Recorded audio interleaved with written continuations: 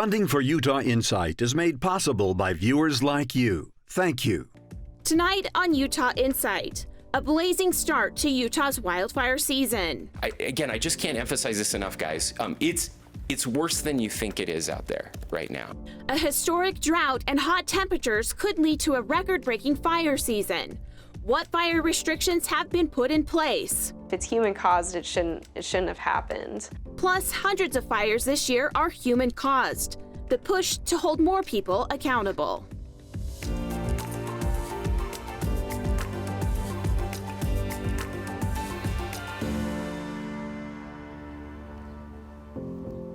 Welcome to Utah Insight. I'm Rayanne Christensen. If predictions hold true, 2021 could be the worst wildfire season we have ever seen, and it's already off to a bad start. Here's a map of the current fire danger risk. You can see much of the state is in extreme or very high risk. So far this season, there have already been hundreds of wildfires, more than 500 total, nearly 400 of those human-caused, 120 natural and 10 undetermined. Now joining us to talk about the wildfire season, Caitlin Webb, the Public Information Officer and Prevention Coordinator with the Utah Division of Forestry, Fire, and State Lands. And joining us by Skype, Christopher Sakakaku, the Forest Supervisor and Administrator at the Uinta and Ouray Agency with the Bureau of Indian Affairs, and Dr. Derek Malia, Research Assistant Professor at the University of Utah's Department of Atmospheric Sciences. Thank you so much for joining us. Now, Caitlin, I want to start with you, and I know there's some sort of a forecast for wildfire season, and they're saying this could be the worst we've ever seen. Can you tell us what we should expect for the rest of the year? We can definitely expect continued high fire danger for the rest of the year. We have such dry fuels across the entire state right now. We've been seeing very active fire behavior. In early June, we were seeing fire behavior that we often see towards the end of August, to give you an idea of how active it's been. So we're expecting that high fire danger to continue, the drought to persist, and we're really needing the public to be very cautious this year, exercise fire sense every single day to prevent as many human-caused fires as we can. And Christopher, you've already been busy this year battling the horse corn fire. You guys have started off your year pretty busy. Can you tell us what it's like right now? Yeah, well, like Caitlin said, you know, the fuels out there are extremely dry, and the fire behavior that we're seeing now that we have seen a few weeks ago, that's something that we typically see in late August, first to September. Couple of weeks ago in June 20th, we had a fire start up in the southern extension of the reservation, the horse corn fire, and it very quickly went to 662 acres, and it was because of the wind and the extremely dry sage and grass. It was just something that we don't see for the June's fire behavior. We don't typically see that until later on in the season. Dr. Malia, what is so different about our climate? Is it different this year? Is this something year to year? What is causing our fire seasons to be so bad? Yeah, so what we're seeing over time is we're seeing the effects of climate change, and what's going on is we're going to be seeing more of these drought-like conditions in the future. In addition to the fact that we're also going to be seeing warmer temperatures, and what this will do is this will limit the amount of snow that we have in the mountains, which are essentially the water towers of the West. And so essentially this will limit the availability of water for these kind of elevated forests, and therefore the forest will dry out a lot sooner. So that's why we're probably seeing these August-like conditions in June and July. Do you think it's just going to get worse year after year after year? I mean, there'll be some variability every year, but you know, the trend is expected to continue through the end of the 21st century, where we'll see increased droughts and therefore probably more wildfires. And Caitlin, do you think that this is going to be the worst wildfire we've seen? I think there's potential for it. The conditions are there. We have the dry conditions. We've had a lot of red flag days. The potential is there for us to have a historic fire season. We can have an influence on that, though. All of us here in Utah, whether you're a resident or visiting, can influence how busy our season is by reducing those human-caused starts. The big bulk of our fires this year have been human-caused. So it can be historic, but we also have the opportunity to influence how busy it is. All right, so we wanted to ask you on social media, are those responsible held accountable when they start fires in Utah? Haley Titus Winslow says, my question to everyone in Utah is setting off fireworks, having a bonfire, roasting marshmallows, etc., worth the risk financially and human loss? If you are putting your right to using fire above the safety of your neighbors, please reconsider this. Please reconsider your priorities. A small sacrifice may be the difference of life and death. If people knowingly use fire during a time of drought and end up causing a fire, they should absolutely be held responsible. We did have a record-breaking year for human-caused fires last year, and it looks like we're on track already, about 90%. Some people said last year it was the COVID-19 pandemic, people being outdoors. Caitlin, what do you think is contributing this year? Well, conditions are a huge factor. Everything is so dry, so it's much easier for a fire to start, and when it does, we're seeing it move much quicker and grow much larger than we normally would for this time of year. But as far as the other factors influencing it, it's also people and whether or not they're being responsible. Are they fully extinguishing campfires? Are they keeping their vehicles maintained before they hit the road? They're checking their trailer chains. Those little things that go a long ways in preventing those unnecessary fires. So the conditions are there, and also irresponsibility this year as well. Chris, these are fires that actually don't need to happen, and people think they're being careful. It's not going to happen to them. How do we do better? You know, one thing is we base our fire predictions off of the science of the conditions at hand. And it's been said that the fuel conditions are extremely dry. Fuel moistures are not there. We don't have the water from the snow that we've had in the past. You know, the weather greatly influences that. We all know that we can't do anything about Mother Nature. When those thunderstorms come in and the lightning starts popping, we can't do much about that. But the human factor, that's where we can make the big difference. And I think there's a misconception that when we say a fire is human caused, it's not necessarily that somebody went out and started that fire, but it's like Caitlin said, it's the, you know, it could be a drag in a chain, a flat tire. It could be something that may just be some negligence involved where it was a human that led to the cause of that fire. So just being educated, following the fire restrictions, having that fire sense, just being aware of your surroundings, whenever you're doing any outdoor activities, you know, and education is what we have, and that's the biggest tool that we can utilize to help people understand just how dry it is. And what restrictions do you have in place right now, Caitlin? What do people need to watch out for? There are a ton of restrictions in place across the state. As far as campfires, there's some areas that only allow them in developed recreational locations with a fire ring, and that's stage 1. We also have some areas like the southeast part of Utah that have stage 2, which means a complete ban on campfires. So the restrictions vary a ton across the state. Everybody can go to utahfireinfo.gov and get a comprehensive list and look at a map to see the different restrictions that we have, and that is interagency. So everybody's restrictions are listed there as well. And fireworks illegal right now. Yes, now that we've moved past the 5th, we are back into the time of year where fireworks are illegal across the entire state. Doesn't matter where you are, and that holds true until July 22nd when we move back into that next holiday weekend. Dr. Malia, how important is it for residents to be mindful? You talked about the changing climate. What goes along with that? Droughts, wildfires, what do they need to do? What do residents need to do? Yeah, I think they need to be careful, right? You know, just be mindful of some of the activities that they're doing, and you know what my colleagues kind of have mentioned before. Just keeping your cars, repaired. Just putting out your campfires. Not doing fireworks outside of 4th of July. Those are the things that residents need to be mindful of. Okay, Governor Cox at his last news conference here on PBS Utah said we had more than 60 fires in the state last year caused by fireworks. He wants people to know those can turn into damaging fires, costing millions of dollars. please, this is not the year. Even if you think you're being extremely safe, it's so easy. One spark, everything is so dry. It's drier than you think. You also need to know that just because you can do fireworks, if you start a fire, you will be held liable for that fire. You will be responsible for paying to have that fire put out and any damages that occur. So again, just be extremely careful. And I know many of us were on pins and needles this last weekend. Caitlin, better or worse this year?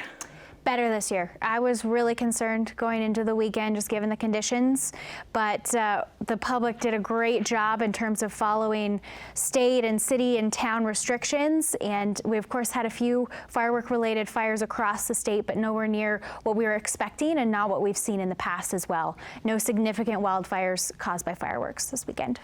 Okay, Chris, how are people with fireworks in your area? How are they doing? What was your weekend like? You know, I think we was like everybody else. We was kind of holding our breath, hoping that nothing would happen. And luckily, that's kind of the way it was. We didn't have any firework-related fires that I'm aware of. We had folks out patrolling all night, even in the local area here out in the Uinta Basin. The firework activity or the fireworks starting fires was at a minimum. I think there might have been a couple of small grass fires, but for the most part, people were listening. And I think that it is because of the conditions and how extremely dry they are. Folks are actually paying attention, and it was really helpful. So we was really pleased with not having the fire start from fireworks this weekend. There's been a push to hold people starting fires accountable. Dr. Malia, why do you think it's important for people to be responsible and be held accountable if they do start fires?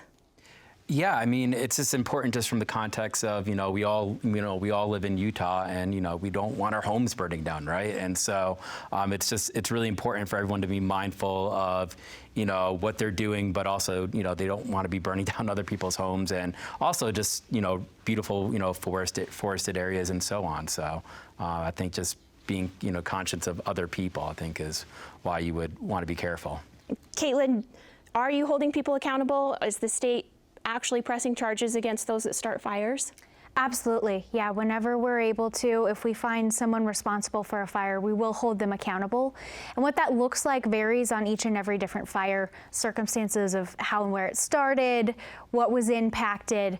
But yes, if we conduct an investigation and we find somebody is responsible for starting it, we do hold them responsible. And there is the possibility that people will be responsible for suppression costs on some fires. Land management agencies do push for that on some incidents. That could be very expensive too. Very spendy, yeah. Chris, are you holding people accountable in your area? Yes, pretty much the same what Caitlin said. We're responsible primarily for the Uinta Ori Indian Reservation. So we have a couple of different laws that pertains to. The Ute Tribe's Law and Order Code. Destruction of the private property of tribal lands is one avenue that could be followed, and the other one is the some of the federal regulations as they pertain to properties on the reservation. So again, it just depends on what the investigation says. Was this intentional? Was it an accident? But yes, the Ute Tribe will seek compensation for the cost of the fire and the damage to the resources if need be. Thank you. Utah is in dire need of more wildland firefighters to help protect homes and Utah's natural habitat. Utah Insight's Liz Adiola spoke to a former wildland firefighter about her path to the job and how it changed her life forever. Last season, 100-degree weather was like prime fire weather. It was definitely one of the worst. I think it was maybe a record-breaking season. Kylie Millward still feels the stress, still feels the weight of her third and final season fighting wildfires in Utah. What was it about remembering that time that just kind of hit you? I mean, it was scary. There were some scary times, but I worked with a crew that they varied in experiences, and so there was a lot of trust with their decision making, and they trusted me as well. Because I was based in Salt Lake, we were responding to essentially everything on the front. And that's the hottest part. Sometimes we'd go out to the salt flats or the desert and just bake. Contending with intense heat both internally and externally during Utah's record-breaking wildfire season. We wouldn't just run out there. We would establish the escape route, the safety zone, and then any other information that we need to discuss. Last season was pretty exhausting. People get hurt, animals get hurt, natural habitats can be destroyed. I was always thinking about, how am I gonna get back?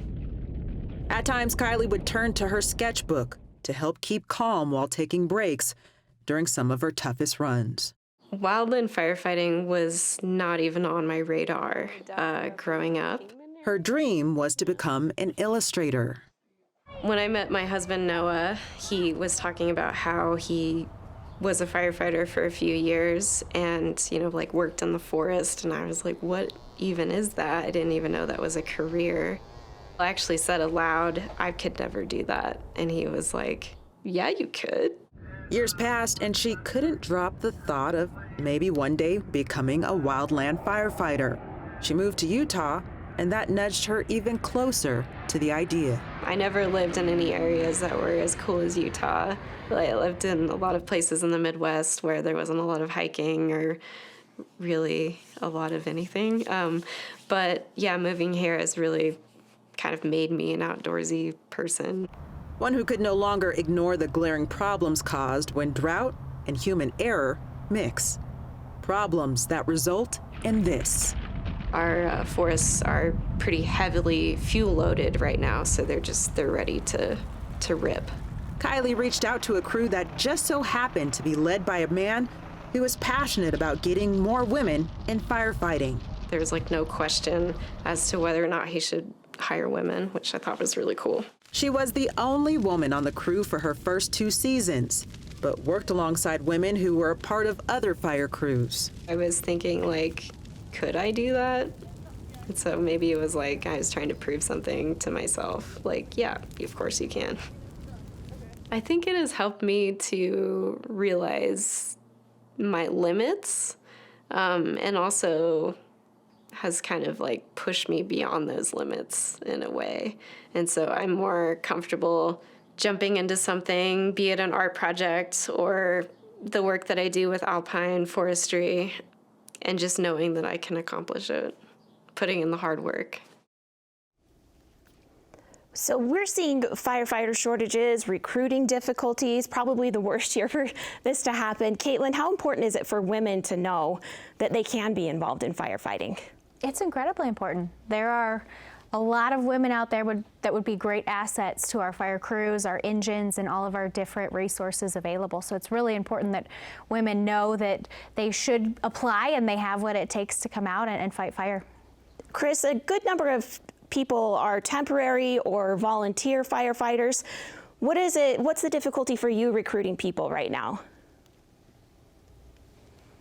I think one of the difficulties is probably just getting folks interested in that line of work.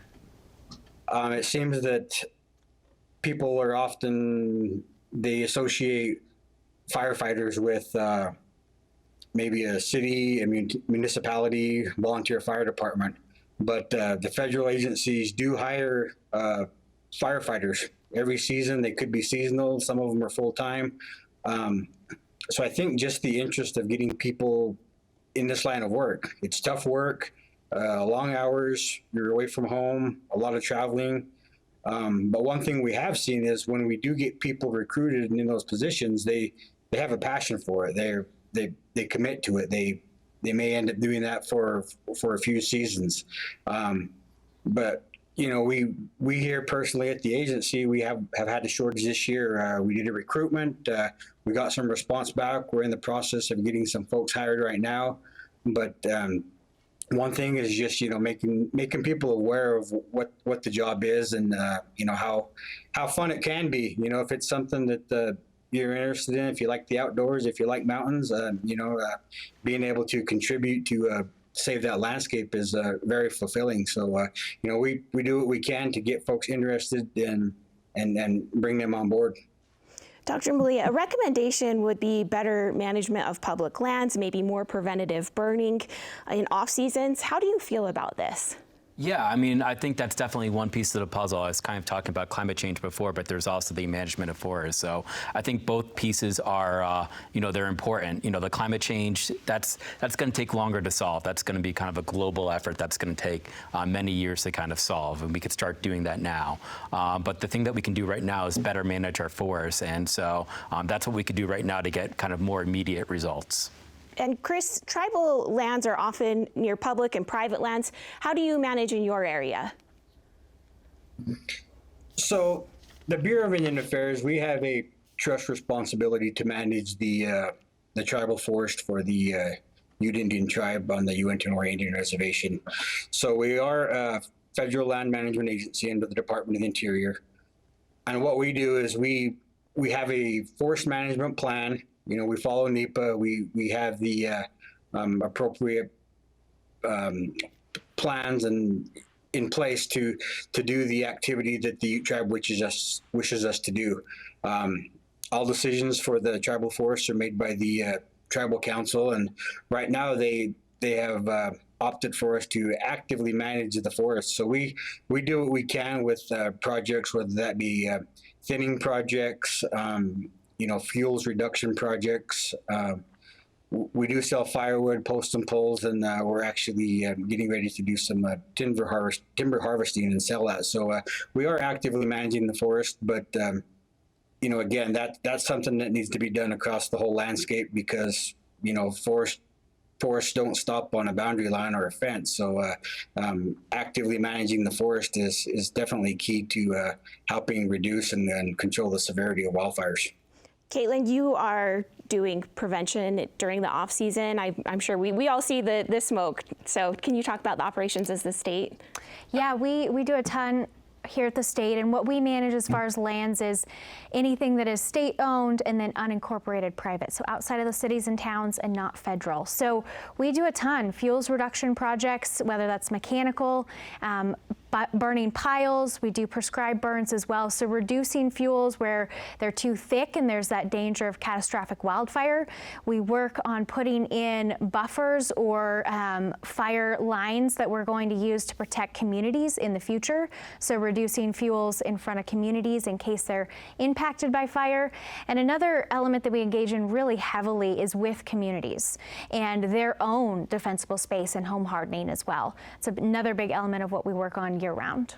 And turning to another social media comment, Ed O'Neill says they absolutely should pay for what they caused. This is not something the taxpayers should continuously keep footing the bill for. And I think we're at about 90% human caused this year, and residents obviously getting frustrated. What would you say to them, Caitlin, as far as the residents go this year? I would say I agree. I think that people should be held responsible. It's difficult. A lot of fires that we come to, there is no one around when we get there, and sometimes it's difficult to have an investigation lead to an actual individual that can be held responsible. But we do what we can in those cases to investigate as thoroughly as we can, hold people accountable where we can, and I think it's all of our responsibility to be not only educated ourselves, but educating our neighbors and our friends and community members to help see what we want to see here in the state in terms of safe fire sense and prevention practices. And Chris, what are some of the resources for residents in your area as far as creating defensible space or anything that they can go to for resources? We actually promote and refer people to the fire sense stuff, the stuff that Caitlin puts out. They do a great job with putting out publications, putting out some instructions, videos on how to be safe around the community. So we don't have any specific stuff that just pertains strictly to tribal lands because the stuff that's already out there is really good. So we refer people to that quite a bit. Okay, and I want to get some final thoughts before we close this show. Dr. Malia, fire season this year, what would you say to residents? Yeah, just be careful. I mean, we can limit the number of wildfires, even though it's exceptionally dry. So, people and residents should be careful, and that will at least limit the number of fires in Utah. And in addition to that, this also plays into air quality too, right? So, wildfires produce a lot of smoke. So, there's also obviously the threat of wildfires burning down homes, but also just be mindful of the fact that when there is a wildfire, it's also going to make the air quality worse as well. So just kind of be mindful of that as well. Caitlin, any final thoughts? I would just say this isn't the year to take risks. I liked what Chris said earlier. We don't have any control over Mother Nature. We know the conditions are there. There's high potential for fire. So we need the public to do everything that they can to practice fire sense, reduce those human-caused fires for this year. Chris, any final thoughts? Just please be careful. I've been doing this for 30 years, and this is definitely the driest and highest fire danger that I've ever seen. It's super dry out there, and it doesn't take much to start a fire. So just be aware of your surroundings, and please be careful with any fire in the outdoors. Thank you so much for being here. Let's just hope that fire season doesn't get worse, and we can stay on track to have good fire season as far as the fireworks go. Everyone was responsible, so I appreciate you guys being here. Next week on Utah Insight, the federal government owns nearly 2/3 of all the land in Utah. The way the land gets managed often impacts rural areas. We bring together leaders from around the state to talk about the intricate economics of Utah's public lands. And we want to hear from you. Share your thoughts using the methods on your screen. That's social media, email, or call in. Thank you so much for watching Utah Insight.